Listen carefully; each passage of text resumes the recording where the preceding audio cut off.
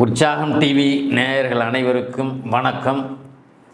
விசுவாபிசு வருடம் தமிழ் புத்தாண்டு சித்திரை 1. இந்த வருஷத்தில் தனுசு ராசி எப்படி இருக்குங்கிறது பார்க்கலாம். எல்லா ராசிக்காரர்களையும் நம்ம பார்த்துக்கிட்டு இருக்கோம். எல்லா ராசிக்காரனும் எல்லாம் எதிர்பார்க்குறான்.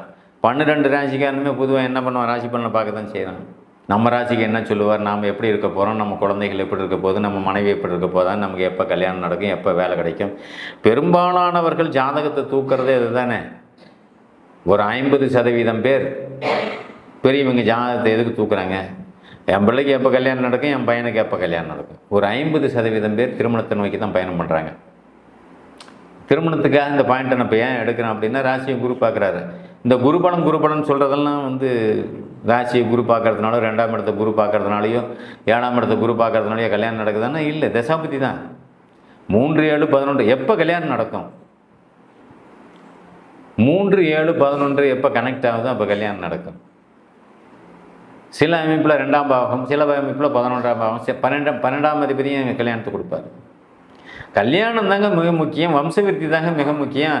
இதை ஏங்க ஒரு 20 வருஷம், ஒரு 40 வருஷத்துக்கு முன்னாடிலாம் 20 வயசுலேயே கல்யாணம் ஆச்சுங்க. பாலிய கல்யாணம்னு 10 வயசில் பிறந்த குழந்தை கல்யாணம் பண்ணி வச்சுருக்கேன். ஏன் இப்போ இன்றைக்கி 40 நாள் நடக்க மாட்டேங்குது? என்ன இந்த மனமாற்றங்கள்லாம்? ஏன் காலநிலை மாற்றம், பருவநிலை மாற்றம்னு சொல்கிறான் பார்த்தீங்களா? முதல்ல விவசாயத்துலேயே பருவத்தில் மழை பெய்யுதா, பருவத்தில் வெள்ளாமை நடக்குதா, பருவத்தில் நடக்குதா, அதே தான் மனுஷனுக்கும்.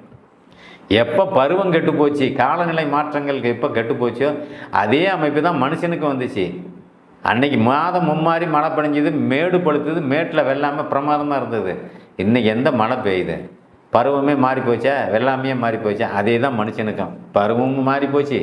அந்த பருவத்தில் கல்யாணம் பண்ணுறதில்ல, பருவத்தில் அவன் அந்த அமைப்பை கெடுக்கிறதில்ல. அன்னைக்கு விவசாயம் வலுத்துது. காலையில் எந்திரிச்சா உழைப்பான், விவசாயத்தை பார்ப்பான், உணவு பஞ்சம் இல்லாமல் இருந்தது. இன்றைக்கி பேப்பரு 2 லட்சம் சம்பளம், பேப்பர் இன்னைக்கு தின்னுட்டு இருக்க வேண்டியதான்.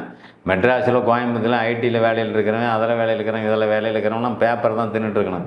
நீ எங்கேயாவது ஒரு நாள் 10 நாள் 15 நாள் வந்து வாடிப்போன காய்கறி தான் நீங்கள் வாங்கி திங்கணும். ஃப்ரெஷ்ஷாலாம் நீங்கள் சாப்பிட முடியாது. அரிசியே நல்ல அரிசி வாங்கி சாப்பிட முடியாது. இவ்வளோ விஷயங்கள் இருக்குது. சம்பளம் உனக்கு ஏன் நோய் வராது? நல்ல சாப்பாடை சாப்பிட்ற. நீ 2 லட்ச ரூபா சம்பளம் வாங்குற, நைட்டு 12 மணி வரைக்கும் ஐடி செக்டர்னு சொல்லிக்கிட்டு நான் ஐடி செக்டரை நான் வேலை பார்க்குறேங்கிற, அவனுக்கு பொண்ணு கொடுக்குறாங்க. நான் ஐடி வேலையில் இருக்கிறவனுக்கு பொண்ணு கொடுக்குறேங்க. அவன் சீக்கிரம் நோயாளி ஆகி சீக்கிரமாக செத்து போயிடுவான். யாருமே இதெல்லாம் யோசிக்கிறது கிடையாது. உடல் ஆரோக்கியம் கிராமப்புறத்தவனுக்கு தான் இருக்குது. கிராமப்புறத்தில் இருக்கிறவன் உறவு ஆரோக்கியமாக வச்சுக்கிறான், உழைக்கிறான், நல்ல காசை சுவாசம் பண்ணுறான். இந்த அமைப்பில் இருக்கக்கூடிய கிராமவாசிகள் எல்லாருமே நல்லா தான் இருக்கான். கிராமத்தில் ஒரு ஒற்றுமை உண்டு, உணர்வு உண்டு, எல்லாமே உண்டு. ஆக தனுசு ராசிக்கு அமைப்பில் திருமணத்தை எதிர்நோக்கி இருக்கிறவங்க இளைஞர்கள் அதிகம் இப்போது. ஏன்னா ராசியும் குரு பார்க்குது.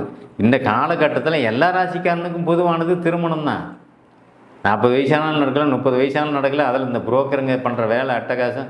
இது 2ல் செவ்வாய் இருக்குது சார், அதே தான் பார்க்கணும். நாகதோஷம் இருக்குது சார், அதே தான் பார்க்கணும். குரூப்பில் ஜாதகம் போடும்போதே இது சுத்த ஜாதகம், இது செவ்வாய் தோஷம், இது பரிகார செவ்வாய், இது நாகதோஷம். பைத்தியம் பிடிச்சிக்குது நமக்கு. என்னையா சுத்த ஜாயம், என்ன அவனுக்கு தெரியும்?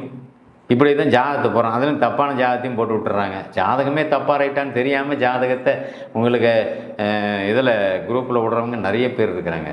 அவனுக்கு அது தெரியாது. விட்டுவிட்டு அந்த ஃபோன் நம்பரையும் அழைச்சி விடுவான். அந்த பிள்ளை அதுவாக வந்து ஃபோன் நம்பர் கொடுக்காம சேருவேன். அந்த பிள்ளைங்க வாழ்க்கையில் அழிக்கிற நிலைமையில் தான் இன்றைக்கி மீடியாக்கள், இன்றைக்கி வந்து புரோக்கருங்க இருக்கிறாங்க, குரூப்புங்க இருக்குதுங்கிறது தான் உண்மை. ஆக நிறைய பேர் வாழ்க்கையை கெடுத்துக்கிட்டு இருக்கிற அமைப்பாளர்களுக்கு சொல்கிறது இதுதான். உங்களுக்கு உண்மையிலேயே ஒன்றும் தெரியாது. நீங்களாம் ஏதாவது சொல்லாதீங்க. நாகதோஷம் இருக்குது, செவ்வாய் தோஷம் இருக்குது, கலசர தோஷம் இருக்குது, போய் 10 பொருத்தம் இருக்குதா, குப்பைன்னு சொல்லியாச்சு. அதை 10 பொருத்தம் குப்பை. 10 பொருத்தம் பார்த்தா செத்து போயிடுவானா பொழைப்பானான்னு 10 பொருத்தத்தில் தெரியுமா? நோய் வருமா வராதான்னு 10 பொருத்தத்தில் தெரியுமா? யார் பார்க்குறீங்க, கேட்குறீங்க? யார் சொன்னாலும் நீங்கள் கேட்க போகிறதில்ல. மெல்ல தான் இதை நாங்கள் இந்த விழிப்புணர்வை கொண்டு வந்துட்டுருக்கிறோம். இது காலப்போக்கில் தான் மாற முடிஞ்சு, உடனடியாக மாறாது. தயவு செய்து திருமணம் பொருத்த விதிகள்னு ஒன்று இருக்குது. அது எப்படி பொருத்தம் பார்க்கணும், எப்படி இணைக்கணும் ஜாதகத்தை, எதோடு எதை இணைக்கணும்னு ஒரு கணக்கு இருக்குங்க. அதோடு தான் அது இணைக்க முடியும். அதுக்கு நான் இதில் உட்காந்துக்கிட்டுலாம் சொல்ல முடியாது. பேசணுன்னா 2 மணி நேரம் 3 மணி நேரம் பேசலாம். அது நான் பேசுகிறதுக்கு நேர்காலங்கள் இதில் இல்லை. அதனால் தனுசு ராசியை பொறுத்தவரையில் தனுசு ராசிக்காரர்கள் ஒரு மேன்மையானவர்கள், நல்ல குணமுள்ளவர்கள், எந்த வகையிலுமே அவங்க ஒழுக்கம் தவறாதவர்கள். அந்த ராசிநாதன் குரு அப்படிங்கிறதுனால அதை சொல்லலாம். இன்றைக்கி ராசியுமே குரு பார்க்குது. பிறக்கும்போதே ராசிக்குள்ளே குரு இருக்க பிறந்தவன் ரொம்ப சிறப்பான புத்திசாலி, ரொம்ப நேர்மையாக இருப்பான். அவனுக்கு பித்தலாட்டம் பண்ண தெரியாது, ஏமாற்ற தெரியாது. இது ரொம்ப ஒரு விஷயம். அப்போ ஏமாற்ற தெரியாதவனும் ஒரு கிரிமினல் சீக்கிரம் மடக்கிடுவான். அது பொண்ணாக இருந்தாலும் சரி, பொண்ணாக இருந்தாலும் கிரிமினல் மைண்டாக இருக்கிறவன் சீக்கிரம் அவனை மயக்கிவிடுவா. சீக்கிரம் அவனோட வந்து லைஃப் செட்டில் ஆகணும் அப்படி இப்படின்னு பண்ணி கடைசியில் அவன் மனசை கெடுத்து விட்டு இவ ஒதுங்கி போய் இன்னொருத்தனை கல்யாணம் பண்ணிக்குவான். அப்போ என்ன ஆகுது? அவன் தான் கெட்டு போகிறான். அதனால தான் சுபர் லக்னம் அப்படின்னு சொல்லக்கூடிய தனுசு, மீனம், ரிஷபம், துலாம், மிதுனம், கன்னி, இது 6ம் சுபர்களுடைய வீடு. தனுசை உள்பட நான் சொல்கிறேன். இந்த சுபர் லக்னத்தில் பிறக்கிறவங்க ரொம்ப எச்சரிக்கையாக உஷாராக இருக்குன்னு இதை படித்து நாங்கள் சொல்கிறதுக்கு தான் காரணம். பாப லக்னம் அப்படின்னா அவன் கிரிமினல் தான். சுப லக்னத்தோட பாப லக்னத்தை இணைக்கக்கூடாது. அதாவது ஒரு நல்லவன், அது ஆணாக இருந்தாலும் சரி பெண்ணாக இருந்தாலும் சரி, கெட்ட குணம் கொண்ட கெட்ட நடத்தை கொண்ட, பாவத்துவங்கிறத தான் சொல்கிறான், கெட்ட குணமும் கெட்ட நடத்தையும் இருக்கக்கூடிய பெண்களை அழகாக இருக்கிறாங்க. ஆண்களாக இருந்தாலும் சரி அழகாக இருக்கிறான், வசதியாக இருக்கிறான், சம்பாதனையில் இருக்கிறான், சொத்து சுகம் இருக்கிறான்னு நீ போகிற கட்டி வைக்கலான்னு நினைக்கிறாங்க பாரு பெரியவங்க. அதை அனுபவிக்க முடியுமா அப்படிங்கிறது தெரியாமல் கட்டி வச்சு வாழ்க்கையை கெடுத்துடுறாங்க. கட்டி வைப்பான், ஒரு 6 மாதத்தில் டைவர்ஷன் வந்துடும். நீ சொத்துக்கு ஆசைப்பட்டு வேலைக்கு ஆசைப்பட்டு தானே நாங்கள் போனேன், வாழ முடிஞ்சுதா? முடியல. எத்தனை விஷயங்கள் இன்றைக்கி கோர்ட்டு கேஸு டைவர்ஷன். அப்புறம் என்ன பண்ணுறது? அது அப்புறம் அது குப்பை தானே. அது கோர்ட்டு கேஸு டைவர்ஸ்னு எத்தனை பிள்ளைங்க இருக்குதுங்கிறது நாங்கள் அனுபவபூர்வமாக பார்த்துட்ருக்கேங்கிறது தான் உண்மை. அதனால் தனுசு ராசிக்காரர்கள் எல்லாமே நல்லவர்கள், ஒழுக்கமானவர்கள். அதுலேயும் கெட்டவன் இருக்கான், இல்லைன்னா சொல்ல முடியாது.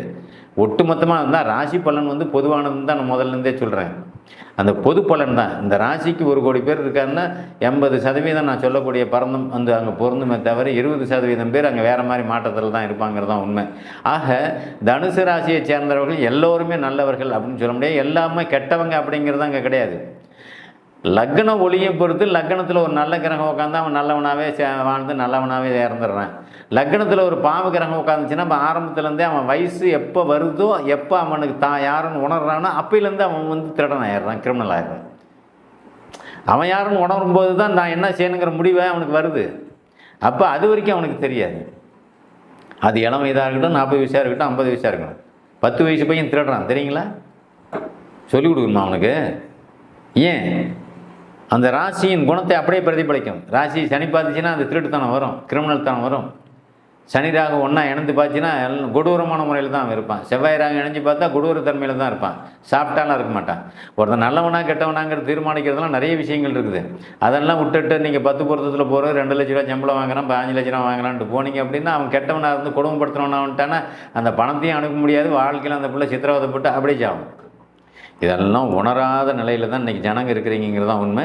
தனுசு ராசிக்காரர்களுக்கு இந்த புத்தாண்டு நல்ல அமைப்பில், செல்வாக்கான அமைப்பில், தொழில் வேலை வாய்ப்பில், மேலே வரக்கூடிய அமைப்பில் எல்லாமே நல்லா தான் இருக்குதுங்கிறது தான் இங்கே உண்மை.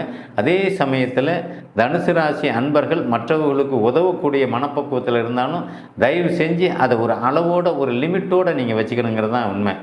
ஏன் அப்படின்னா ராசியை குரு பார்க்கும்போது நீங்கள் என்ன பண்ணுறீங்க, மாதம் 2 லட்ச ரூபா சம்பளம் கவர்மெண்ட் வேலையிலே வந்து வாங்கலாம்னு நீங்கள் என்ன யோசிக்கிறீங்க? மற்றவனை பார்த்தா பரிதாபப்படுவீங்க. அந்த பரிதாப குணம், இரக்க குணம், இது எல்லாமே இந்த ராசிக்கு அடக்கம். தனுசு அது சுபர் ராசிகளுக்கு அடக்கம்னு சொல்லிவிடலாம். தனுசு ராசின்னு மட்டும் இல்லை, நான் சொல்லக்கூடிய முதல்ல ஒரு 6 ராசி சொன்னேன் இல்லையா? தனுசு மீனம், ரிஷபம், துலாம், மிதுனம், கன்னி. இவங்க எல்லாமே இறக்க குணத்தில் இருக்கக்கூடியவங்க. ஜென்ரலாக சொல்லக்கூடிய பலன் இறக்க குணம். இவங்க எல்லாமே வந்து டக்குன்னு யாரோ ஒருத்தன் அழுதானோ இல்லை இது பண்ணாலோ கஷ்டம்னாவே அவனுக்குன்னு தெரிய வரும்போது அவன் கேட்காமலே உதவி செய்ய ஆரம்பிச்சிடறான். உதவி செஞ்சுட்டு மாட்டிக்கிறான். உதவி செய்ய வேண்டியதான், இல்லைன்னா நான் சொல்லவில்லை. உதவி செஞ்சுட்டு நீங்கள் மாட்டிக்கிறீங்க, அப்புறம் தான் உணர்வு வைக்கிறீங்க. இதெல்லாம் எப்போ வருது ஒரு மனுஷனுக்கு? அஷ்டம சனி, ஜென்ம சனி காலகட்டங்களில் தான் வரும். அந்த மாதிரி நிறைய சந்தித்து வாழ்க்கையில் நிறைய சோதனைகள்லாம் கடந்து வந்தவங்கலாம் இருக்கிறீங்கிறது உண்மை. நீங்களும் கடந்து வந்தவங்க தான். தனுசு ராசியெல்லாம் வந்து ஒரு 8 வருஷம் 10 வருஷத்துக்கு முன்னாடிலாம் இந்த சூழ்நிலையை கடந்து தான் நீங்கள் வந்திருக்கீங்கிறது தான் உண்மை. ஆக இன்றைக்கி நீங்கள் தெளிவாக இருக்கிறீங்க, இன்றைக்கும் வந்து ஒரு ஸ்டாண்டர்ட் பொசிஷனில் இருக்கிறீங்க, பணம் பொருள் செல்வாக்கோடு இருக்கிறீங்கிறது தான் அங்கே உண்மை. அதே அமைப்பில் இன்றைக்கி ராசியை குரு பார்க்கறதுனால நான் வேலை வாங்கி தர்றேன், நீங்கள் பணம் கட்டிங்க, எனக்கு மந்திரியை தெரியும், எனக்கு செக்ரட்டரியேட்டில் ஆளை தெரியும் இப்படின்னு நினச்சி யாராவது பணம் கிணம் கேட்டால் தயவு செஞ்சு வேண்டாம், தயவு செஞ்சு கொடுக்காதீங்க. புதிய முயற்சி வேண்டாம், அகலக்கால் வேண்டாம், எந்த ஒரு பதவிக்கும் வேலைக்கும் பணம் கொடுத்து சேர்றது வேண்டாம். இதெல்லாம் பணம் கொடுத்து சேரி நீங்கள் முழுசாக அந்த வேலையை அனுபவிப்பீங்க. பார்த்தீங்கன்னா பணம் தான் போகும், கண்டிப்பாக வேலை கிடைக்காது, மன உளைச்சலுக்கு ஆளாயிடுவீங்க. அதனால் தனுசு ராசி அன்பர்கள் கொஞ்சம் எச்சரிக்கையாகவும் இருங்க. நன்றி, வணக்கம்.